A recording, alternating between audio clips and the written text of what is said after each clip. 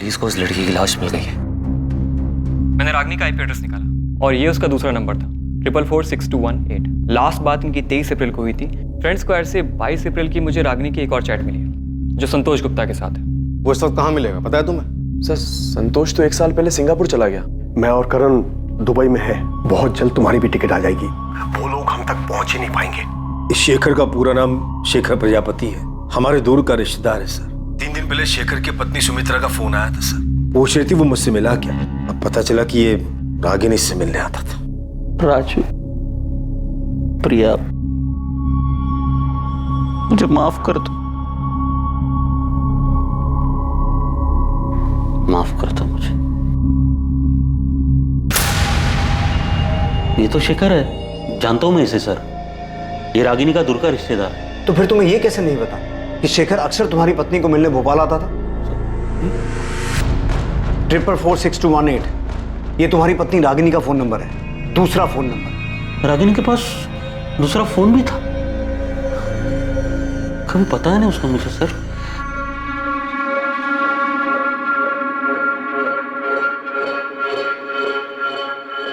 रागिनी, अब तक सब्जी काट रही है तू? बच्चे स्कूल के लिए तैयार हो चुके हैं, टिफिन कब बनाएगी? माँ भी बना देती हूँ।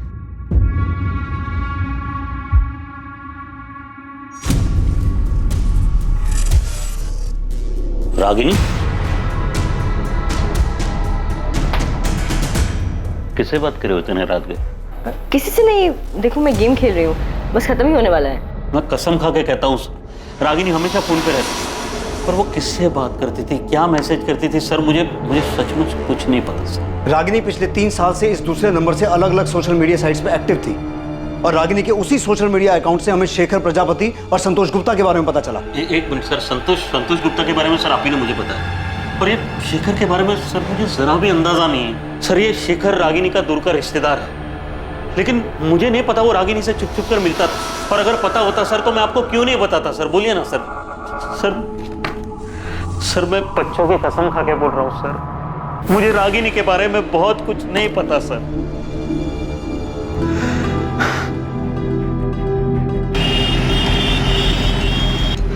रागिनी गोयल, शेखर भोपाल में रागिनी से मिलने जाते थे?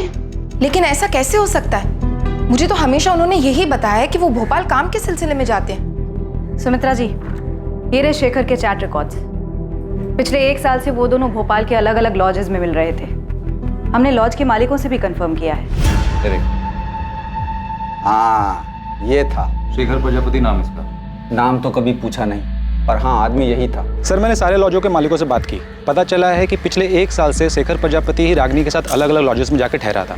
सबने फोटो देकर कंफर्म भी किया है कि यही आदमी था। 24 अप्रैल को ये दोनों कौन से लॉज में रुके थे? क्योंकि 24 अप्रैल को शेखर रागिनी से मिलने भोपाल आने वाला था। अब हमें अपने रिलेशनशिप को नए सिरे से देखना होगा, नई शुरुआत करनी होगी। मैं तुम्हारे बिना नहीं रह सकता रागिनी, मैं कल भोपाल आ रहा हूँ, कल मिलते हैं। सर मैंने जितने लॉजों में पता किया 24 तारीख को ये दोनों उनमें से किसी में नहीं गए थे। ऐसा कैसे हो सकता है बबलू? 24 अप्रैल को शेखर रागिनी से मिलने भोपाल आने वाला था, तो ये दोनों कहीं तो रुके होंगे। अच्छा सुन, हमें शेखर के घर का पता चल गया, तू लग जाए संतोष गुप्ता के पीछे, पता कर इसका ठिकाना का है। ये सिंगापुर में तो नहीं है, इसका फोटो मैं तुझे भेजता हूँ। हाँ चलिए। हमारे पास इसका मैसेज है, उसने 22 अप्रैल को मैसेज किया था कि वो रागिनी से मिलने भोपाल आ रहा है। रागिनी मैं भोपाल आ रहा हूँ और इस बार तुम्हें अपने साथ सिंगापुर लेकर ही जाऊँगा। पिछली बार तुमने चीज़ें अधूरी छोड़ी थी, उसे अब पूरा कर दो प्लीज़। रागिनी मैं तुम्हारे बिना अधूरा हूँ, मेरे लिए तुम दुनिया की सबसे खूबसूरत औरत हो, मैं तुम्हारे बिना नहीं रह सकता। ये रागिनी के 2 बच्चे हैं, पति है, घर है, ऊपर में 2 एक्स्ट्रा साइड में प्यार करने वाले भी है। इसको लाइफ में और चाहिए क्या था? अब उसे लाइफ में क्या चाहिए था क्या नहीं, ये तो हमें नहीं पता। हमारा काम सिर्फ इतना है कि हम कातिल को जल्द से जल्द पकड़ें। तू जोर शोर से काम पर लग जा। ये शेखर और संतोष, इन दोनों को हमें जल्द से जल्द पकड़ना है। मम्मी, पापा हमें छोड़ के नहीं जा सकते, वो हमसे बहुत प्यार करते हैं। बेटा, मैं समझ सकती हूँ तुम्हें ये सुनकर अच्छा नहीं लग रहा होगा। अनीता, सुमित्रा जी, ये सच है, हमें ये मैसेजेस रागिनी के चैट रिकॉर्ड में से मिले हैं। मैं तो कभी सोच भी नहीं सकती थी कि शेखर मुझे धोखा दे सकते हैं। शेखर इस वक्त कहाँ छुपे हो सकते हैं? अब मैं नहीं कह सकती वो कहाँ जा सकते हैं। अगर शेखर फोन करे तो आप हमसे छुपाइएगा मत। बहुत सारे सवाल हैं जो हमें उनसे करने हैं।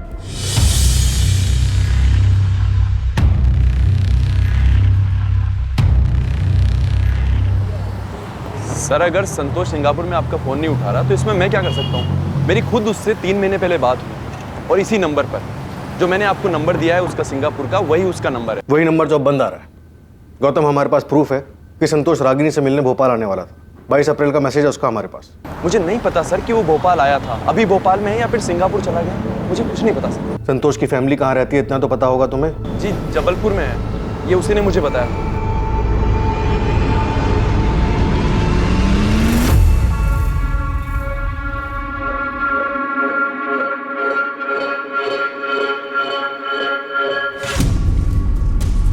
इस प्रशांत की छोटी बड़ी सभी डिटेल्स निकाल। अब मुझे भी उस पर डाउट हो रहा है कि कहीं इसी ने तो रागिनी का मर्डर नहीं किया। सर, मुझे तो इस पर पहले से ही शक। शेखर और संतोष रागिनी से मिलने आते, रागिनी का मर्डर हो जाता है, उसकी लाश मिलती और उसके बाद ये दोनों गायब हो जाते। प्रशांत ने रागिनी को रंगे हाथों पकड़ लिया होगा। फिरोज, प्रशांत ने ही कुछ किया है। अगर ये 24 तारीख को फैक्ट्री से नहीं भी निकला तो भी पॉसिबल है कि उसने ये काम किसी और की मदद से किया हो। अगर प्रशांत ने ही रागिनी का मर्डर किया है तो सोचो बच्चों पे क्या बीतेगी जब उन्हें यह पता चलेगा कि उनकी मां का मर्डर उनके पिता ने ही किया है।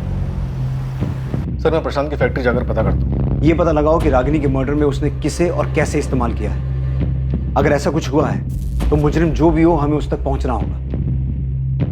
बच्चों का हक है ये जानने का कि उनकी मां का कातिल कौन है।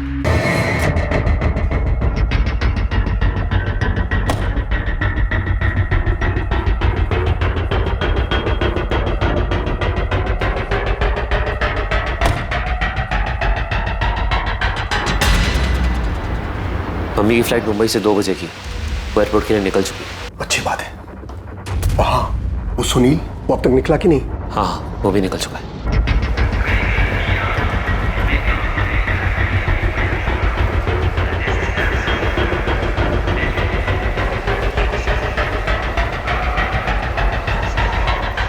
अच्छा, वहां कोई पूछताछ के लिए आया था? हाँ, पुलिस का कोई खबरी आया था। ये औरत इन दोनों में से किसी एक के साथ आपके होटल में आई थी क्या? नहीं, मैंने इन तीनों को कभी नहीं देखा। थोड़ा ध्यान से देखिए ना, 24 अप्रैल को आए होंगे। अरे हाँ, याद आया, इस औरत की फोटो मैंने अखबार में देखी थी। हाँ, देखा होगा, इसका मर्डर हो गया। ओह, अच्छा, आपका जरा रजिस्टर चेक करके बताओ ना, शायद आपके ध्यान से निकल गया हो। बरस साहब, रजिस्टर थोड़ा देख लेते तो। वो क्या है ना, पुलिस ना बहुत बेसब्री से ढूंढ रही थी उनको। ठीक है, मैं चेक करता हूँ। कुछ मिला उन्हें? पापा, घबराने की कोई बात नहीं है, उन्हें कुछ नहीं मिला। गौरव ने सब संभाला, सब ठीक है। पुलिस ने शेखर प्रजापति का फोन नंबर सर्विलेंस पर डाल दिया था। उनके मुताबिक ऐसी संभावना थी कि रागिनी ने अपना मोबाइल मार्केट में स्विच ऑफ किया और उसके बाद तय की गई जगह पर वो शेखर से मिली।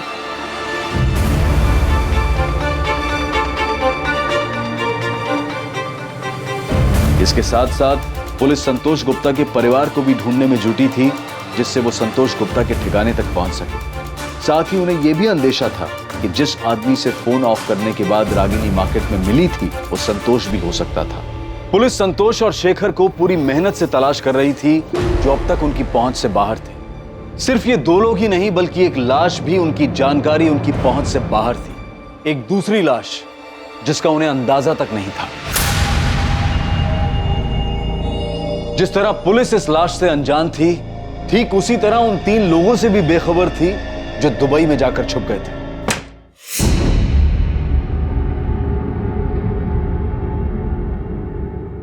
क्या हम इंडिया वापस कभी नहीं जाएंगे? जाएंगे जानवी, क्यों नहीं जाएंगे? बस सिर्फ कुछ ही दिनों की बात है। एक बार ये सब ठंडा हो जाए फिर हम लोग आराम से चले जाएंगे।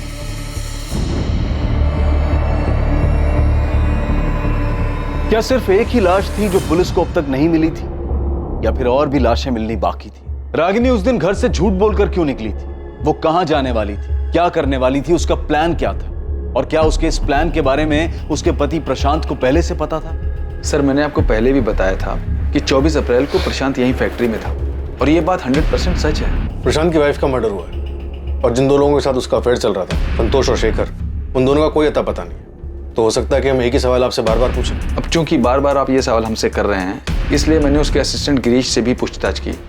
मैंने उससे पूछा कि 24 अप्रैल को प्रशांत के बर्ताव में कुछ अजीब था क्या। तो क्या बताया गिरीश ने? सर उसने बताया कि 24 अप्रैल को प्रशांत बार बार आके उससे कुछ ना कुछ पूछ रहा था। अब गिरीश, वो प्राइम टेल्स ऑटोमोबाइल्स का ऑर्डर निकला क्या? हाँ, वो तो कल शाम को ही निकल गया था। शाम को ही? हाँ। और हाँ, ये जेपी स्पेयर पार्ट का? सर वो कैसे निकलेगा? उस ऑर्डर पे तो अभी काम चल रहा है ना। काम हुआ नहीं अभी तक। गिरीश, प्रशांत तुम्हारे पास बार बार आ रहा था, इस बात में क्या अजीब लगा था? जिस तरीके से वो उस दिन बार बार आ रहे थे, ऐसा लग रहा था कि वो ये दिखाना चाहते कि वो फैक्ट्री में ही है। मतलब वो अपनी मौजूदगी जताना चाह रहा था कि वो उस दिन फैक्ट्री में है, और ऐसा वो जानबूझ के कर रहा था? अब सर जो कुछ था हमने बता दिया। क्या बताऊं मैं सुमित्रा, कुछ समझ में नहीं आ रहा मुझे। प्रशांत, आप जितना जानते हैं मैं तो उतना भी नहीं जानती। आपको ये तो पता है कि रागिनी नहीं रही, मुझे तो ये भी नहीं पता कि शेखर कहाँ है। पुलिस 24 घंटे हमारे घर के बाहर खड़ी है। उन्हें लगता है शेखर ने रागिनी को मारा है। प्रशांत? हाँ, सुन रहा हूँ मैं। सुमित्रा, मुझे कुछ नहीं पता शेखर के बारे में। शेखर और रागिनी के बीच जो कुछ भी चल रहा था, वो क्या पिछले साल इंदौर में जीतू की शादी के दौरान शुरू हुआ था? नहीं पता मुझे सुमित्रा, कुछ नहीं पता कब, क्यों और कहाँ ये सब शुरू हुआ। लेकिन प्रशांत, जीतू की शादी में ही तो हम सब पहली बार मिले थे। शिवलाल काका भी यही कह रहे थे कि शेखर और रागिनी उससे पहले कभी नहीं मिले थे। रागिनी मेरे लिए एक पहेली थी, पहेली है, जान ही नहीं पाया मैं उसे।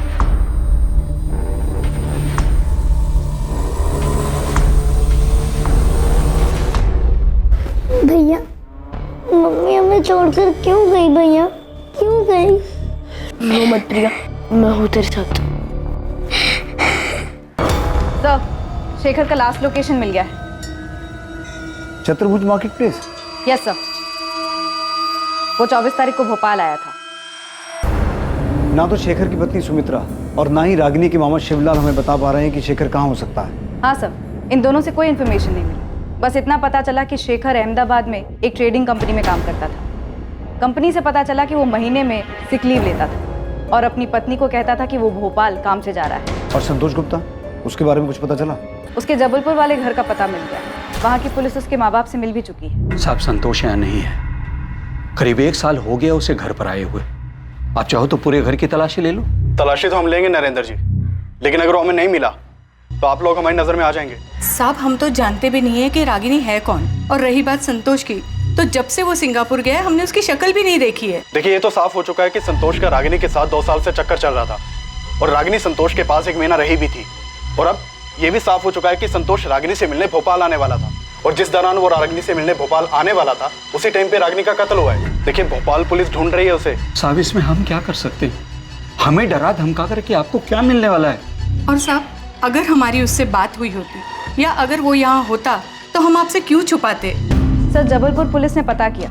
संतोष के माँ बाप को उसके बारे में कुछ भी नहीं पता, और ना ही उसके दोस्त गौतम को कुछ पता है कि वो कहाँ रहता है सिंगापुर में या किस कंपनी में काम करता है। बबलू भी अभी तक पता नहीं लगा पा रहा कि 24 तारीख को रागिनी से मिलने कौन आया था, संतोष या शेखर, और वो कहाँ मिले थे। नहीं सर, उसके हाथ दोष नहीं लगा। बस इतना पता चला कि 24 तारीख को प्रशांत फैक्ट्री में था, पर अजीब बर्ताव करा, नॉर्मल नहीं था। लेकिन इतना समझ में नहीं आ रहा है कि उसने रागिनी को अगर मारा तो कैसे।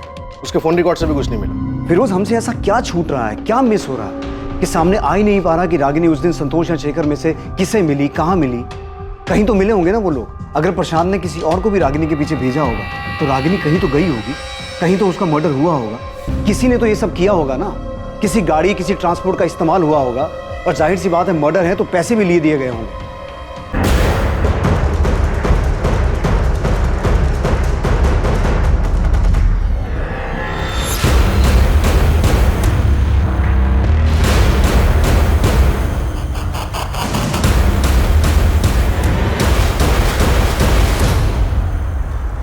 ऐसा कैसे हो सकता है कि मर्डर करने वाले ने कोई गलती नहीं की? वो आराम से छुपा बैठा है, इतनी सफाई से काम किया है कि हमारे हाथ एक क्लू तक नहीं लगा। सर, इंटरनेशनल नंबर है, उठाओ। हेलो सर, मैं संतोष गुप्ता बोल रहा हूँ। संतोष, कहाँ हो तुम? हाँ संतोष, कहाँ हो तुम? सर मैंने रागिनी को नहीं मारा है। देखिए सर, मैं रागिनी को भोपाल में मिला ज़रूर था, लेकिन मैंने उसको नहीं मारा। देखिए मैं रागिनी से प्यार करता था, उससे शादी भी करना चाहता था। संतोष तुम अभी कहाँ हो? सर अभी मैं सिंगापुर में हूँ। जब मैंने न्यूज़ देखा कि रागिनी का किसी ने मर्डर कर दिया है तो 30 तारीख को मैं सिंगापुर वापस आ गया था। तुम रागिनी से मिले थे? हाँ, 23 तारीख को भोपाल में मैं रागिनी से मिला था। रागिनी मुझे सिंगापुर में नई जॉब मिल गई है और सैलरी भी बहुत अच्छी है। तुम चलो ना मेरे साथ सिंगापुर, हम दोनों बहुत खुश रहेंगे। संतोष, इतने दिनों बाद तुम्हें देखकर बहुत अच्छा लग रहा है। तो फिर चलो ना मेरे साथ रागिनी। रागिनी मैं तुमसे बहुत प्यार करता हूँ और मुझे हमेशा से ही लगता है कि हम दोनों एक दूसरे के लिए ही बने। किस्मत ने हमें फिर से मिलाया है, इस बार मौका हाथ से मत जाने दो। 2 साल पहले भी मैंने तुम्हें मनाने की कोशिश की थी कि शादी कर लेते, नई दुनिया नया घर बनाते।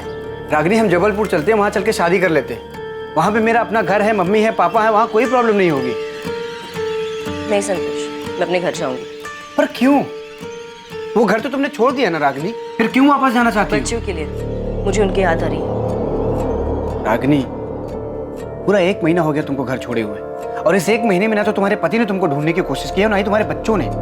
फिर क्यों जाना चाहती हो उस घर में? देखो संतोष, मुझे प्रशांत की चिंता नहीं है, पर राजू और प्रिया मेरे बच्चे हैं। अब तक तो प्रशांत ने उन्हें बता दिया होगा कि मैं उन्हें छोड़कर चली गई। रागिनी मेरी बात समझने की कोशिश करो। तुम्हें लाइफ में क्या चाहिए?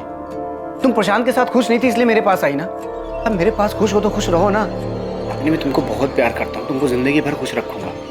एक काम करते हैं, हम अभी शादी करते हैं आज। नहीं संतोष, बेहतर यही होगा कि मैं अपने घर चली जाऊँ। रागिनी मैं तुम्हारे बिना नहीं रह सकता, और मैं फिजिकल रिलेशन की बात नहीं कर रहा हूँ, सारी जिंदगी साथ देने की बात कर रहा हूँ। रागिनी मैं सिंगापुर से सिर्फ तुम्हारे लिए आया हूँ, प्लीज हाँ कर दो।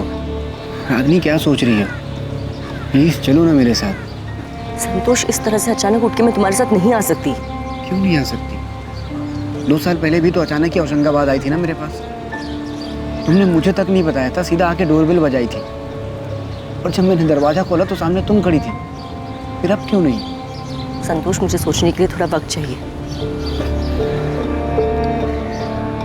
रागिनी 2 साल हो गया।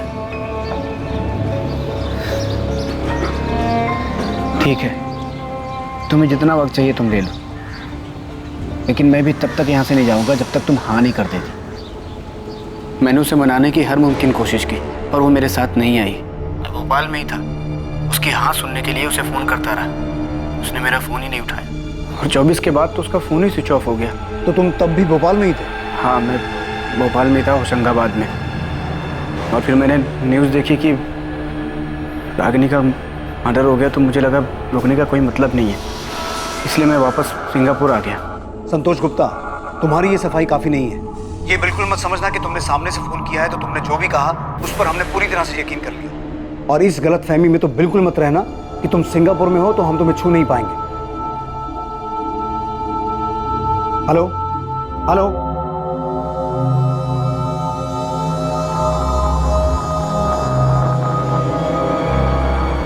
फिर इसके बाद वहीं तक सच होगी जहां तक ये रागिनी को मना रहा है। रागिनी के मना करने और इसकी ये बात मान लेने की कहानी सब बकवास हो सकता है। बकवास हो फिरोज, पर मुझे ये रागिनी समझ में नहीं आ रही। क्या औरत थी ये? एक तरफ शेखर, एक तरफ संतोष, 2 बच्चे भी थे। ये कर क्या रही थी? चाहती क्या थी? सर, राजनगर पुलिस स्टेशन से फोन आया था, उन्हें एक डेड बॉडी मिली है। किसकी? शेखर प्रजापति की। डेड बॉडी बोरी में थी।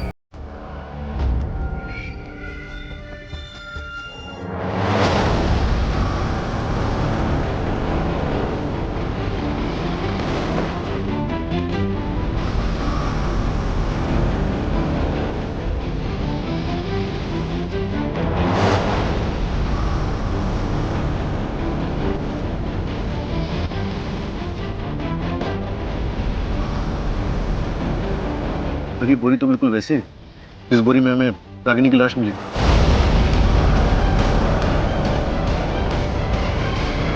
तो उस बॉडी की हालत देख रहे हैं, जिस तरह से डिकम्पोज हुई है, उसे देखकर साफ लग रहा है कि इसका मर्डर भी काफी दिन पहले हो चुका है।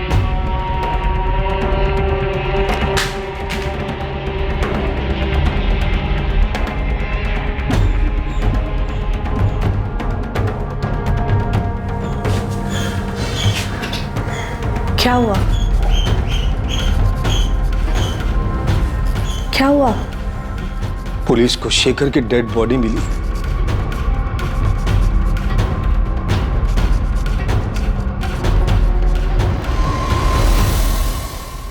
एक दूसरी लाश जो पहले से मौजूद थी लेकिन पुलिस को आज मिली थी, शेखर प्रजापति की थी। उस शेखर प्रजापति की जिसके रागिनी के साथ नाजायज संबंध थे। पहले रागिनी की लाश मिलती है जिसकी बेरहमी से गला दबाकर हत्या की गई और फिर कुछ दिन बाद शेखर की लाश सामने आ गई। अब पुलिस के लिए इस केस में दो अहम संदिग्ध होने वाले थे। पहला रागिनी का पति प्रशांत और दूसरा उसका चाहने वाला संतोष गुप्ता जो पहले ही सिंगापुर जा चुका था। शेखर की मौत का कारण पुलिस के लिए एक और बड़ा झटका साबित होने वाला था।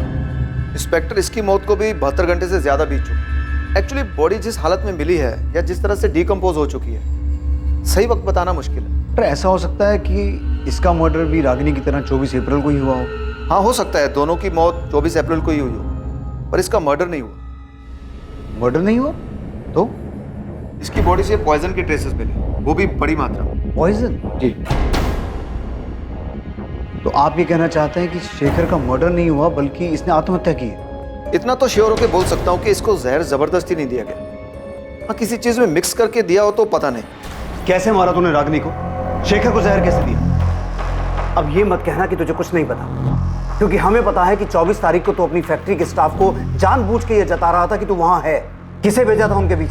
ये बेबस बनने का नाटक खत्म हुआ प्रशांत। याद रख, तुझे अपने बच्चों का सामना भी करना है, क्योंकि कहीं ना कहीं उन्हें भी इस बात का एहसास है कि उनकी माँ का कत्ल तूने किया है। मैं अपने बच्चों से बहुत प्यार करता हूँ सर, हमेशा उनका ख्याल रखूं। रागिनी अब उनके साथ नहीं है तो क्या, वो उनके दिल, दिमाग और यादों में हमेशा रहे। ये संत बनने का नाटक बंद कर प्रशांत, और ये बता कि रागिनी का मर्डर कैसे किया, कहाँ किया, शेखर को जहर कैसे दिया, कैसे मारा तूने इन दोनों को?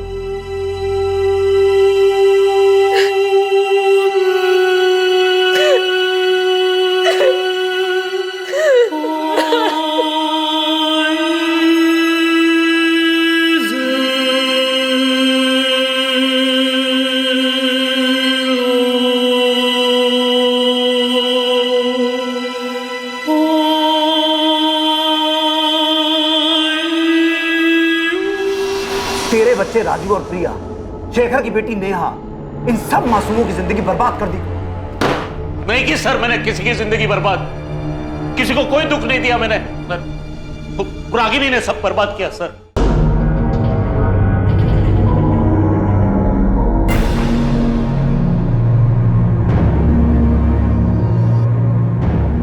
मुझे बिल्कुल भी अंदाजा नहीं था कि रागिनी के शेखर और संतोष नाम के आदमियों के साथ नाजायज संबंध थे। सर ये बात सच है और हमेशा सच रहेगी। आप चाहे मुझ पर कितना भी शक करो कि मैंने मारा है रागिनी को। सर मारा होता ना तो कबूल करने में मुझे कोई दिक्कत नहीं थी, क्योंकि ये बात किसी से नहीं छुपी कि रागिनी मेरे साथ खुश नहीं थी और ना ही मैं उसके साथ खुश थी। और ये बात भी नहीं छुपी कि हमारी शादी में कुछ नहीं बचा था, मर चुकी थी वो। आपको अंदाजा भी नहीं होगा कि मैंने अकेले बच्चों को कैसे पाला है, माँ के होते हुए भी। वो माँ जो बस लगातार फोन पे लगी रहती थी, 24 घंटे किसी के साथ बातें करती रहती थी। सर आपके सामने तो सिर्फ शेखर और संतोष के नाम आए ना, और न जाने कितने नाम और भी होंगे, लोग होंगे जो अभी तक बाहर नहीं आए, छुपे हुए हैं। कैसा महसूस होता होगा मुझे, एक पति को, जब उसकी पत्नी बिना कुछ बताए घर के बाहर इसलिए निकलती ताकि वो दूसरे मर्दों के साथ नाजायज संबंध बना सके, अपने सुख के लिए, अपने परिवार, अपने गृहस्थी, यहाँ तक कि अपना बच्चों का भविष्य दांव पे लगा दे। सर मेरी बात छोड़िए मुझे जाने दीजिए। और वो क्या थी, ऐसा क्यों कर रही थी सर वो? मैं क्या, उसके खुद के मामा जी भी पता नहीं पा रहे, समझ नहीं पा रहे। Nita, foreign commissioner office request भेजो संतोष को सिंगापुर से इंडिया लाने के लिए। मुझे किसी भी कीमत पर वो आदमी यहाँ चाहिए। सर अभी भेज दे। एक औरत ऐसे ही किसी को गार्डन में मिली, कोई आया, उसका गला दबाया, एक और आदमी को जहर पिला के मार दिया। ऐसा नहीं हो सकता फिरोज। जरूर शेखर और रागिनी कहीं मिले होंगे किसी ऐसी जगह पर जहां संतोष या प्रशांत ने उनका पीछा किया और मार डाला।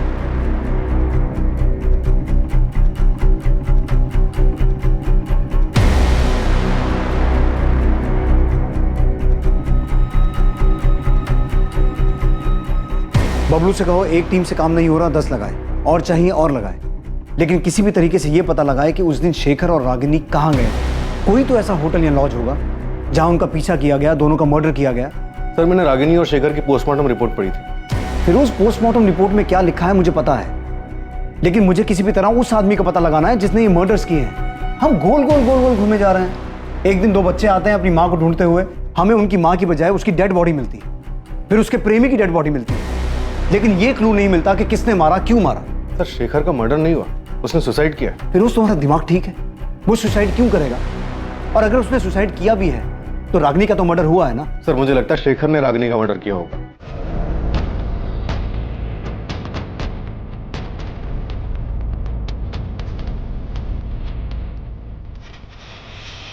और उसको मारने के बाद उसने सुसाइड कर लिया।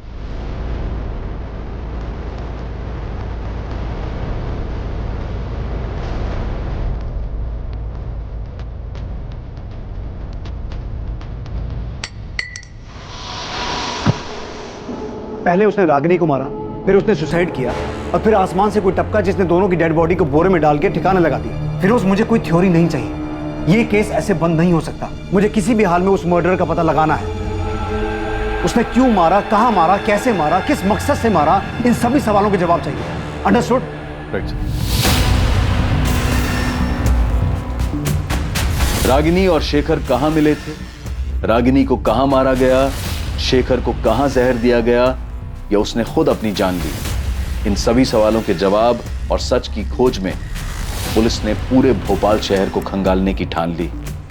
दूसरी तरफ संतोष को सिंगापुर से इंडिया वापस लाने की कोशिशें भी तेज कर दी गईं। एक बार पुलिस से बात करने के बाद संतोष ने अपना फोन स्विच ऑन किया ही नहीं। वो ना तो अब किसी फोन और ना ही किसी मैसेज का जवाब दे रहा था।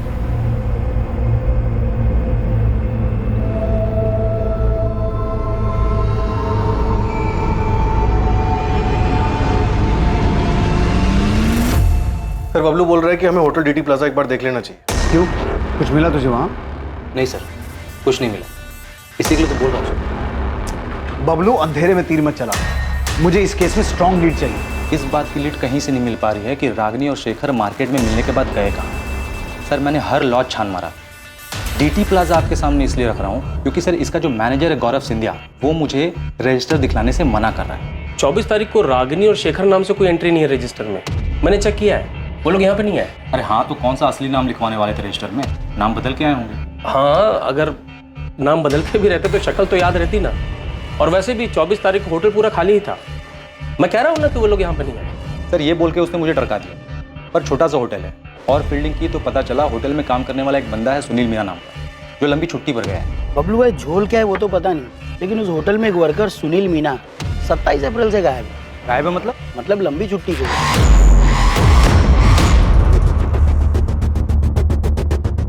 तो मतलब तेरे को लगता है उसने कुछ झोल किया क्या? हाँ भाई, क्योंकि जानता है गणेश, ये शेखर और रागिनी कहाँ मिले, मिलकर कहाँ गए, कौन से चद्दर पलटी होटल में रुके, कुछ पता नहीं चल पा रहा। भाई होटल तो ये भी चद्दर पलटी और मालिक है एकदम कंजूस। मतलब इतना कंजूस है ना कि एक भी रूम खाली रह जाए तो मर जाता था, लेकिन पिछले कुछ दिनों तक ये होटल बंद था। सर सुनील मीना लंबी छुट्टी पर चला जाता है, 24 अप्रैल के बाद 27 तक होटल बंद रहता है। होटल का मैनेजर रजिस्टर दिखलाने से मना करता है। सर मैं पक्का बोल रहा हूँ यहाँ पे कुछ ना कुछ झोल तो है। डीटी प्लाजा होटल के बारे में मिली ये छोटी सी जानकारी इस केस में बड़ा खुलासा करने वाली थी। एक छोटी सी लीड की तलाश में भटकती पुलिस को एक बड़ी कामयाबी हासिल होने वाली थी। डीटी प्लाजा होटल में कुछ नहीं, बहुत कुछ घटा था।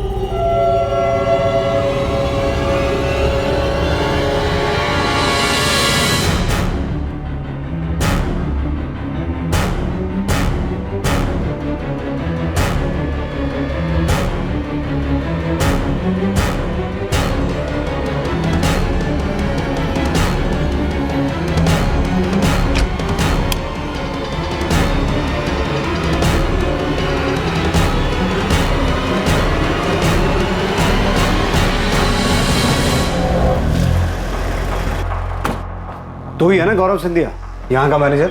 हमारे आदमी को रजिस्टर क्यों नहीं दिखा रहा था? चल रजिस्टर निकाल। सब ये रहा।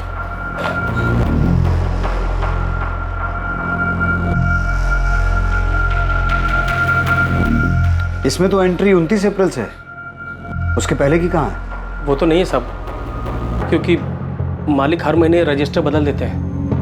हिसाब किताब के लिए पुराना रजिस्टर साथ ले जाते हैं साहब। पुराना रजिस्टर अपने साथ ले जाते हैं, लेकिन अप्रैल का महीना 30 का होता है और इसमें एंट्री 29 तारीख से है। तो नया रजिस्टर लगाने के लिए महीना खत्म होने का इंतजार क्यों नहीं किया? सब वो इस बार थोड़ा जल्दी ले गए साहब। सुनील मीना नाम का एम्प्लॉय यहीं काम करता है ना? जी साहब। कहाँ है वो? बुलाओ उसे। साहब वो छुट्टी पे है, गाँव गया साहब। बड़ा शहंशाह आदमी है, गांव गया है और फ़ोन बंद करके बैठा है। वैसे तेरे मालिक धर्मेंद्र तिवारी का भी फ़ोन बंद है, उसका घर भी बंद है, ताला लगा है।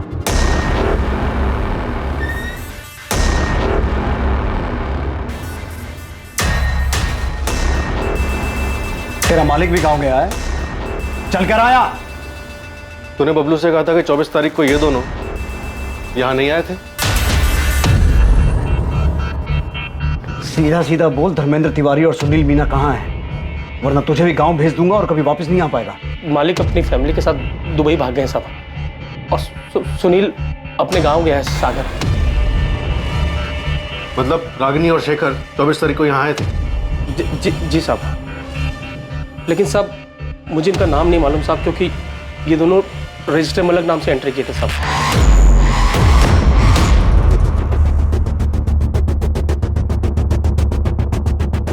इन दोनों को किसने मारा? इसने या इसने?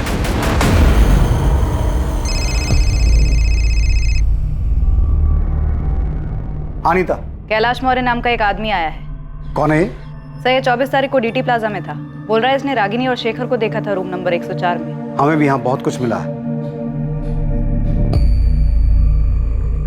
रागिनी और शेखर 104 नंबर में रुके थे।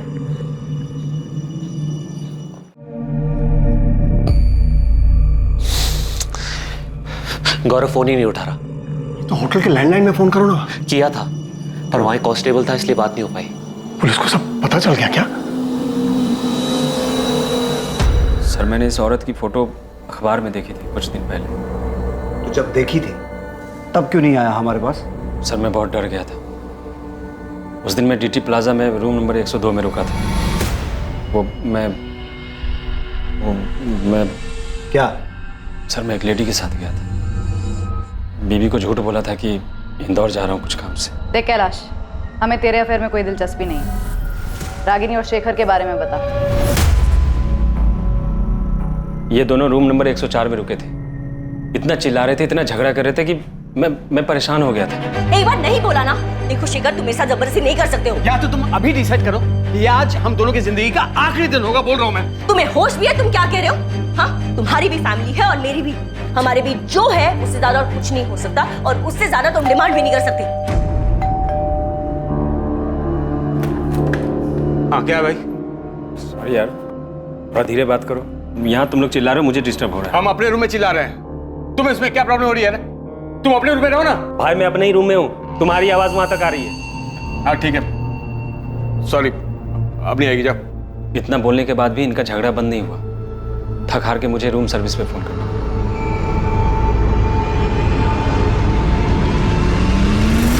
यही था वो आदमी? रूम सर्विस वाला जिसे तुमने बुलाया था? हाँ सर, यही था। शेखर, अब तुम मेरी नाक में दम कर रहे हो, इरिटेट कर रहे हो मुझे। तो अब मैं प्रशांत की जगह ले ली। मैं तुम्हें परेशान कर रहा हूँ। हाँ शेखर, मैं अपनी पूरी जिंदगी तुम्हारे साथ नहीं बिताना चाहती। अभी सब कुछ कितना अच्छा है हमारे बीच। मतलब तुम ये चाहती हो कि मैं अहमदाबाद से अपने 20 बच्चों को छोड़कर तुम्हें खुश करने यहाँ आता रहूं और तुम मेरी खुशी का बिल्कुल ध्यान नहीं रखोगी? एक मिनट, मैं भी अपने पति और बच्चों को छोड़कर आ रही हूँ यहाँ, और तुम यहाँ सिर्फ मेरी खुशी के लिए नहीं, अपनी खुशी के लिए भी आते हो। और हमेशा से यही रहा था हमारे बीच और यही रहेगा, और इस तरह तुम नहीं मांग सकते। मांग सकता हूँ, बिल्कुल मांग सकता हूँ। मैं तुमसे शादी करना चाहता हूँ, इसी वक्त तुम्हें हाँ बोलना पड़ेगा। तुम मना नहीं कर सकते। तुम होश में तो हो तुम? हमारे बीच शादी की बात कब हुई थी? मैंने कभी तुमसे कहा कि मैं तुमसे शादी करना चाहती हूँ? एक शादी करके देख ली है मैंने और अब तक पछता रही हूँ। बच्चे हैं इसलिए झेल रही। लेकिन मैं तुम्हारे ये नखरे नहीं झेलूंगा रागिनी। क्या हुआ? हाँ सर, सामने वाला थोड़ा परेशान हो रहा है, थोड़ा धीरे बात कीजिए ना। हाँ ठीक है, ठीक है, ठीक है। Thank you. फिर रात के करीब 12 साढ़े 12 बजे के बाद उस कमरे से आवाज आनी बिल्कुल बंद हो गई। फिर मैंने सुबह 7 बजे होटल छोड़ दिया। तुम्हारे साथ कौन थी उस दिन? वो लेडी? प्लीज मैडम, इसमें हमें मत घसीटिए। वो भी शादीशुदा है और मैं भी। बेकार में हम दोनों के घर टूट जाएंगे। तुझे अपना बयान डिटेल में लिखवाना होगा। अगर तू हमारे पास पहले आ गया होता ना तो ये केस बहुत पहले सॉल्व हो गया होता। सुनील मीना जो सागर में अपना मोबाइल बंद करके बैठा था, पुलिस ने उसे सागर के ही उसके घर से अरेस्ट किया। रागिनी के कत्ल और शेखर की मौत का सच चौंका देने वाला था। क्या हुआ था टीटी प्लाजा में? और सुनील मीणा हमारे कब्जे में है, तो ये मत समझना दुबई में बैठा तेरा मालिक तुझे बचा लेगा। मैडम साहब, मैं तो सिर्फ नमक का फर्ज अदा कर रहा हूँ साहब। उनको मारने मेरा हाथ नहीं है साहब, मैंने नहीं मारा। ये डायलॉग बाजी बंद कर। अगर तेरा हाथ नहीं है तो रागिनी और शेखर को मारा किसने? होटल में से किसी का हाथ नहीं साहब, किसी ने नहीं मारा। तो फिर रागिनी और शेखर मरे कैसे? साहब 25 तारीख की सुबह जब सुनील रूम सर्विस के लिए गया था साहब, तो वो लोग दरवाजे ही नहीं खोल रहे थे साहब। सुनील ने मुझे बताया तो मैं चेक करने के लिए गया था। रात भर झगड़ा कर रहे थे, अब दरवाजा नहीं खोल रहे हैं। बैल बजा बजा के थक गया सर मैं।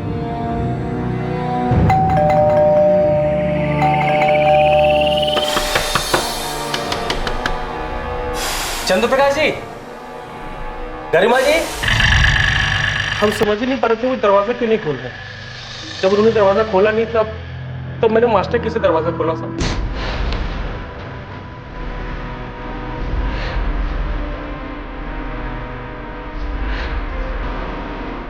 चंद्रप्रकाश जी, गरिमा जी, चंद्रप्रकाश जी, गरिमा जी।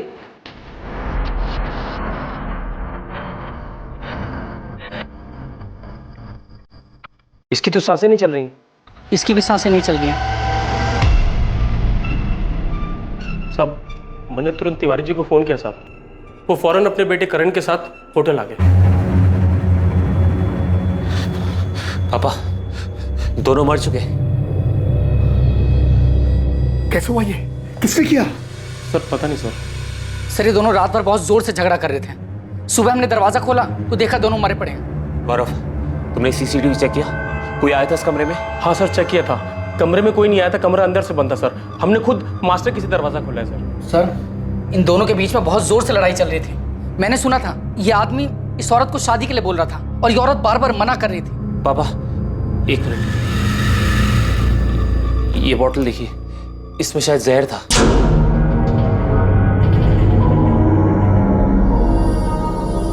सर मैंने खुद सीसीटीवी चेक किया सर, कमरे में कोई नहीं आया था। सर हो सकता है इस आदमी ने पहले उस औरत को मारा हो और बाद में जहर पी लिया। Oh my God! सर ये देखिए एंट्री। पापा इनके पर्सन की आईडी कार्ड मिले।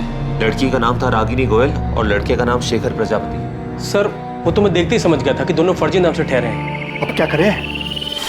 पुलिस के पास जाएंगे तो खामखा बात फैलेगी, होटल का नाम खराब होगा, धंधा बंद हो जाएगा और हम सब फंस जाएंगे वो अलग। क्योंकि पुलिस तो ये मानेगी नहीं कि इन दोनों के बीच झगड़ा हुआ था और इसलिए इस आदमी ने ये सब किया है। पापा हम इनको जानते ही नहीं है, इन्होंने रजिस्टर में भी गलत नाम लिखा है। इनके फैमिली वाले जो भी है यहाँ तक पहुँच ही नहीं पाएंगे। तुम कहना क्या चाहते? यही कि अगर हम इनकी बॉडी ठिकाने लगा दें तो किसी को पता ही नहीं चलेगा ये लोग यहाँ कभी आए भी थे या इधर कुछ भी हुआ था।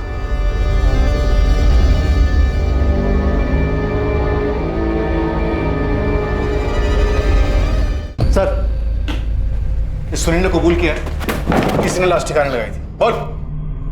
मालिक का नमक खाया साहब। अब आप ही बताओ मालिक के साथ नमक हरामी कैसे कर सकते थे? और सब सच कह रहे, इसमें हमारे मालिक का भी कोई कसूर नहीं है साहब। तूने भी नमक खाया है साहब? ये बोल, बॉडीज को ठिकाने कैसे लगाया? गाड़ी किसकी थी? सब वो गाड़ी मेरे दोस्त बिरजू की थी।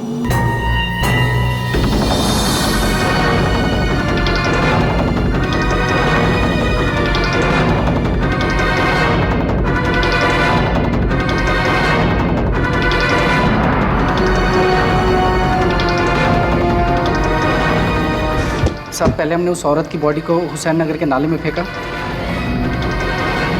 और फिर आदमी की बॉडी को चंदन नगर के जंगल में फेंक दिया। होटल में कहीं भी सीसीटीवी नहीं दिखा, सब उखाड़ दिए। वो तो मालिक ने कहा था साहब कि सीसीटीवी रजिस्टर हटा दो, वो सब अपने साथ लेके गए साहब। तुम्हारा मालिक धर्मेंद्र तिवारी और उसका बेटा करण दुबई में कहाँ छुपे बैठे हैं? पता नहीं साहब, किसी होटल में है साहब। अभी भी झूठ बोल रहे। देखो सोच लो तुम दोनों, नहीं तो मर्डर करने, मर्डर छुपाने, लाश ठिकाने लगाने और सबूत मिटाने के सारे चार्जेस लगेंगे तुम दोनों। इस जिंदगी में तो बाहर नहीं आ पाओगे तुम। साहब सच में मुझे कुछ नहीं पता। हमने नहीं मारा उन दोनों को साहब। मैं आखिरी बार पूछ रहा हूं, दुबई के किस होटल में है तेरा मालिक? धर्मेंद्र तिवारी, इस गलतफहमी में बिल्कुल मत रहना कि सारी जिंदगी दुबई में छुप के बैठ सकते हो। भलाई इसी में है कि चुपचाप वापस आ जाओ, वरना तुम्हारी वो हालत करेंगे। सर मेरी बात सुनिए सर। हमने तो सिर्फ बॉडी फेंकवाया था सर, और वो भी हमने इसलिए किया क्योंकि हम बहुत डर गए थे सर। तिवारी, तूने क्या किया था क्या नहीं किया था ये मैं तभी सुनूंगा जब तू मेरे सामने होगा। अभी मैं तेरी किसी भी बात का यकीन नहीं कर रहा हूं। सर मैं सच कह रहा हूं, मेरे पास रजिस्टर और सीसीटीवी फुटेज दोनों है सर। आप चाहे तो देख लीजिएगा। उस कमरे में कोई नहीं गया सर। उस आदमी ने खुद उस औरत को मारा है और फिर कुछ जहर पी लिया। तिवारी, मैं तुझे 1 दिन का टाइम दे रहा हूं। रजिस्टर, सीसीटीवी और अपने बेटे के साथ तू मेरे सामने होना चाहिए। और अगर ऐसा नहीं हुआ और तूने वहां से कहीं और भागने की सोची तो याद रख, तुझे वहीं से उठवा लूंगा। और इस बात की गारंटी मैं देता हूं कि तुम दोनों इसके बाद ये जिंदगी जीना नहीं चाहोगे। सर मेरी बात सुनिए सर।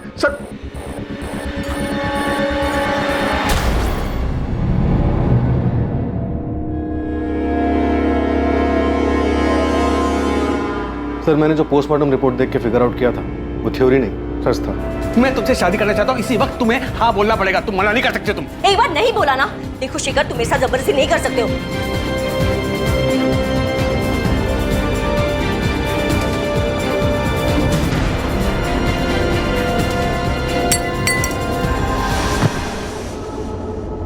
लेकिन मैं ये सोच रहा हूं कि शेखर पहले से ही जहर अपने साथ लेके आया था। मतलब उसने सोच रखा था कि अगर रागिनी ने शादी के लिए हाँ की तो ठीक, वरना वो उसे और अपने आप को मार देगा। करो या मरो वाली हालत। सुमित्रा और उसकी बेटी नेहा के लिए यकीन करना मुश्किल हो रहा था कि शेखर उन्हें धोखा दे रहा था, और उससे भी आगे बढ़कर उसने एक ऐसा जुर्म किया जिससे वो दोनों शायद जिंदगी भर नहीं उभर पाएंगे। प्रशांत और रागिनी के मामा शिवलाल के लिए रागिनी को समझना पहले ही मुश्किल था, और अब शेखर के हाथों हुई उसकी हत्या ने उन्हें और भी सोच में डाल दिया कि आखिर रागिनी चाहती क्या थी, कर क्या रही थी। संतोष गुप्ता तक पुलिस दोबारा नहीं पहुंच पाई, और अब उसकी जरूरत भी नहीं थी, क्योंकि साफ हो चुका था कि रागिनी की हत्या से उसका कोई वास्ता नहीं था। धर्मेंद्र तिवारी और उसके बेटे करण तिवारी ने दुबई से वापस आकर अपने आप को पुलिस के हवाले कर दिया। धर्मेंद्र तिवारी, करण तिवारी, सुनील मीना और गौरव सिंधिया पर आईपीसी की धारा 201B के तहत सबूत मिटाने के जुर्म में केस चल रहा है। डीटी प्लाजा होटल के मालिक से मिली सीसीटीवी फुटेज से साबित हुआ कि 24 अप्रैल की रात जब रागिनी का कत्ल हुआ और शेखर की मौत हुई, उस दिन रागिनी और शेखर के कमरे में कोई दाखिल नहीं हुआ था। राजू, प्रिया, मुझे पता है कि आप लोग बहुत दुखी हो। इतना आसान नहीं इस दुख को बुलाना, पर आप दोनों को स्ट्रांग बनना होगा। आपके पापा आपके साथ हैं और वो हमेशा रहेंगे। और अपनी मम्मी के साथ बिताए वो दिन याद करना जब आप सब बहुत खुश थे, सब ठीक था। प्रशांत, आप बहुत मजबूत इरादों वाले सचमुच भले इंसान। बच्चों को अब आपकी पहले से कहीं ज्यादा जरूरत है। वो दुखी हैं, सदमे में हैं, उनका ध्यान रखना।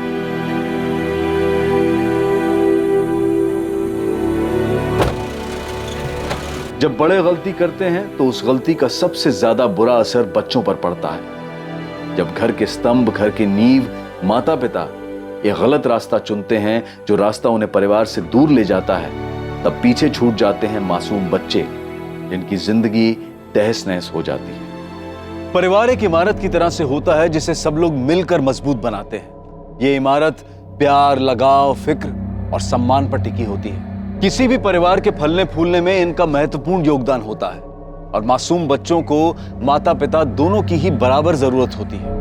पर इसका यह मतलब कतई नहीं है कि मजबूरी में साथ रहा जाए। बेशक बच्चे उस वक्त अलग होने के फैसले की अहमियत को ना समझ पाए, पर सही समय पर लिया गया यह फैसला जिंदगी सुधार भी सकता है। और दूरी से रिश्ता खत्म नहीं होता है, बल्कि दो लोगों के बीच कड़वाहट बढ़ने का खतरा कम हो जाता है। रागिनी और शेखर ने इस रिश्ते से क्या हासिल किया, बल्कि संतोष ने भी क्या पाया। शेखर और रागिनी के बीच जो कुछ भी हुआ उसका अंदाजा भी नहीं लगाया जा सकता, क्योंकि मरने के बाद जिसने उन्हें देखा, वहां जो सुराग मिले, उनके मुताबिक कुछ भी साफ नहीं है। बस इतना पता है कि वहां एक जुर्म हुआ, हत्या हुई और किसी ने जहर पिया। इस सब में सच सिर्फ यह था कि दो मासूम बच्चों ने अपनी मां को खोया और एक ने अपने पिता को। ये वो दुखद सच है जिसे झूठ में भी सच नहीं होना चाहिए था। अब मैं अनूप सोनी आपसे विदा लेता हूं। कल रात 11 बजे आपसे फिर मुलाकात होगी एक और नए केस के साथ। और याद रखें, क्राइम और आपके बीच में सिर्फ इतना फर्क है कि आप कितने सतर्क हैं। सतर्क रहें, सुरक्षित रहें। जय हिंद।